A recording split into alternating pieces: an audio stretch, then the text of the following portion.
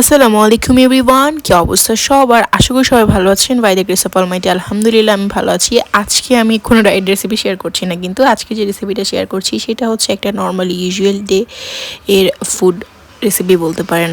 ফার্স্টে আজকের রেসিপিতে আমাদের কী কী আছে বলে দিচ্ছি। ফিশ ফ্রাই, বেগুন ভাজা, পাশাপাশি হচ্ছে ইয়ামি হাঁসের মাংস। শীতকাল আসছে, এখন হাঁস তো খাওয়া লাগবেই লিটারেলি। শীতকালটা উইথাউট হাঁসের মাংস ইজ ইনকমপ্লিট। তো অ্যাজ ইউজুয়াল মশলা, হলুদ, মরিচ, লবণ, যেগুলো দিয়ে আমরা সামান্যভাবেই একদম নর্মালি সবসময় মাছ ভাজা করে ওইভাবে মাছ ভাজা করেছি। বেগুনটাকেও ঠিক সেম মশলাগুলো দিয়ে হচ্ছে আমি একটু করে মিক্স করে ভালো মতন দেন ম্যারিনেট করে রেখে দিব। আর হচ্ছে সাথে কিছু রসুন দিয়েছিলাম, আপনারা দেখেছেন। এই রসুন ফ্রাইটা খুবই হেলদি শরীরের জন্য, পাশাপাশি এটা এত মজা লাগে বলার বাইরে। বিশেষ করে চিকেন টাইপসের কোনো আইটেম থাকলে তার সাথে তো মাস্ট দেওয়া দরকার আমার মনে হয়।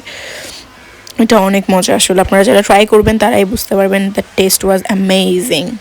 বেগুন ভাজি খুবই সেন্সিটিভ একটা জিনিস। এটা ফ্রাই করার সময় আমার মনে হয় চুলোর সামনে দাঁড়িয়ে থাকা দরকার, কজ এটাতে খুব বেশি টাইম লাগে না। পাশাপাশি চুলার আঁচ যদি একটু থেকে একটুখানি ডিফারেন্স হয় তাহলে আপনার বেগুন ভাজাটা পুড়ে যাবে আর দ্য টেস্ট ওয়াজ বাজে হয়ে যাবে। এই যে দেখতে পাচ্ছেন আমারটা পুড়ে গিয়েছিল লাস্ট টাইমে।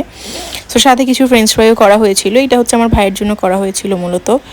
আজকের সবগুলো খাবার এত মজা ভাই, আমি এখন ডায়েটে আছি, বাট এগুলো দেখে আমার এত খিদা লাগতেছে বলার বাইরে। So let's move on to the main dish.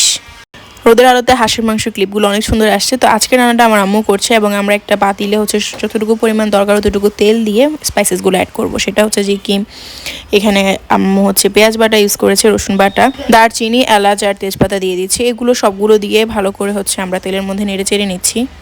আম্মু আদা ব্লেন্ড করে হচ্ছে স্কুপ বানিয়ে হচ্ছে ফ্রিজে রেখে দেয়, তো সেখান থেকে একটা স্কুপ আদা এখানে দিয়ে দিচ্ছি। এবার দিয়ে দিচ্ছি মশলাগুলো, সেগুলো হচ্ছে লবণ, মরিচ, হলুদ, জিরা এবং ধনেপাতার গুঁড়ি। এগুলো ইউজুয়াল মশলা, এগুলো আপনারা আপনাদের টেস্ট অনুযায়ী ইউজ করে নেবেন। আম্মু টেস্ট অনুযায়ী, মানে আমাদের টেস্ট অনুযায়ী ইউজ করছে। পরে একটুখানি পানি দিয়ে এই সব মশলাগুলোকে ভালো মতো কষানোর জন্য আমরা দিয়ে দেবো। একটু টাইম নিয়ে কষাবেন, তাহলে টেস্টটা খুবই মজা আসবে। সো এবার হচ্ছে হাঁসের মাংসগুলো দিয়ে দিতে হবে, সাথে কিছু পানি দিয়ে ভালো করে বয়েল করে নিতে হবে। যেহেতু এটা দেশি হাঁসের মাংস, প্রচুর পরিমাণে সময় নিচ্ছে। আপনারা চাইলে হচ্ছে প্রেশার কুকার ইউজ করতে পারেন। আম্মু খুব একটা প্রেশার কুকারে রান্না করা লাইক করে না, যদি আমাদের খুব বেশি তাড়া না থাকে তাহলে। মাংসটা সিদ্ধ হয়ে আসলে আমরা এখানে আলু দিয়ে দিচ্ছি এবং ফর বেটার টেস্ট কিছু টমেটো এবং গোটা কাঁচামরিচ দিয়ে দিচ্ছি, একটু করে কেটে দিয়েছি মাথা দিয়ে। দেন হচ্ছে আমরা আরও পানি দিয়ে দিচ্ছি। টোটালভাবে যখন রান্নাটা হয়ে যাবে তখন লাস্টলি এটাতে হচ্ছে ধনিয়া পাতা অ্যাড করে রান্নাটা শেষ করছি। So that's all for today. Thank you so much. আসসালামু আলাইকুম এভরিওয়ান।